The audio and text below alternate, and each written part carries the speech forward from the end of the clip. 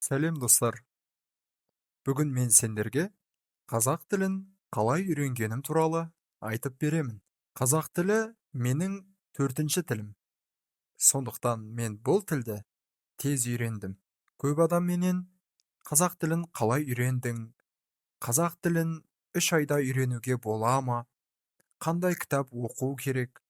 Қандай сериал көру керек? Деп сұрайды. Менің ойымша, тіл үйренуде ең маңызды нәрсе үйренгің келген тілмен өмір сүру. Сол тілмен ояну, сол тілмен ұйықтау.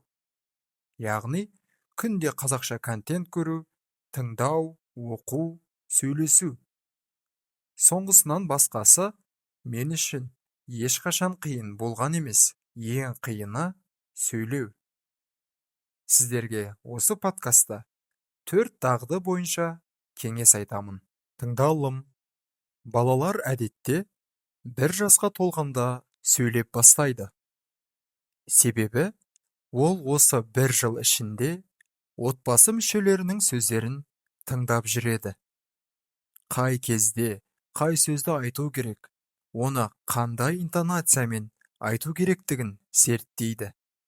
Сосын, ең оңай және ең керек сөздерді кейін сөз тіркестерін айтып үйренеді. 2-3 жаста балалар жай сөйлеммен өз ойын айта алады. Сондықтан, бірінші тыңдаймыз. Өзіңіз бұрын ана тілінде көрген фильмдер мен мультфильмдерді қазақ тілінде көріңіз. Субтитр қосыңыз. Қазақша әндерді тыңдап, оларды жаттап алыңыз. Аш қазақтың подкасттарын тыңдаңыз. Басында қиын болады. Бірақ көп тыңдамасаңыз, жақсы сөйлей алмайсыз. Деңгейіңіз жоғары болғанда, субтитрді алып тастаңыз. Қазақстандық фильмдерді көріңіз. Түп нұсқадағы қазақша шоуларды қараңыз. Аудио кітаптар тыңдаңыз. Оқылым. Бірінші, комикс оқыған дұрыс. Қолыңызға міндетті түрде сөздік алып отырыңыз. Таныс емес сөздердің бәрін жазыңыз. Оларды өзіңіз диктофонға жазып, күнде тыңдаңыз. Комикстан кейін балалар кітабын оқыңыз. Блогтар, ютубтағы пікірлерді оқыңыз. Өзіңіз бұрын оқыған кітапты қазақша оқыңыз. Себебі, сіз оның сюжетін білесіз. Сонда оңай болады. Кітап оқымайда тіл үйренуге болады.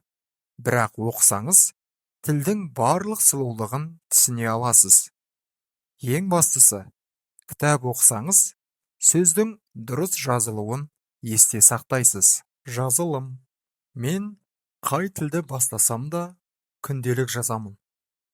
Күнде не істедім, қайда бардым, кімді көрдім, барлығын жазамын. Жазғанда ой жинақы болады. Сөйлемнің құрылымын жақсы түсінесіз. Асықпай ойланып, аудармасын іздейсіз. Жазғанда көп сөздерді қолданып үйренесіз. Қатеден қорықпаймын. Өйткені, бұл күнделікті мен ғана оқимын. Деңгейім жоғары болғанда, пост, блог, пікір, барлығын қазақша жазамын.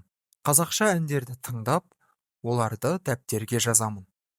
Содан кейін, дұрыс жаздым ба, деп тексеремін. Бұл диктант сияқты болады. Айтылым, сөйлеу ең қиыны. Себебі мен сыннан қорқатын адаммын. Ұят болама деп көп ойлаймын.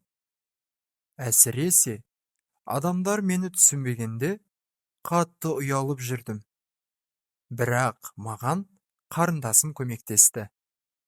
Ол да менімен бірге қазақ тілін үйренді. Қазір екеуміз үйде тек қазақ тілінде сөйлесеміз. Ол басқа қалаға кеткенде, мен оған WhatsApp-пен хабарласып, күніне 1 рет сөйлесеміз. Өйткені, тілді үйрену қиын, бірақ ұмыту өте оңай. Егер 1-2 ай қазақ тілінде сөйлемей қалсаңыз, ұмытып қалуыңыз мүмкін. Бүгінгі подкаст пайдалы болды деп ойлаймын. Тыңдағандарыңызға рахмет. Сау болыңыздар.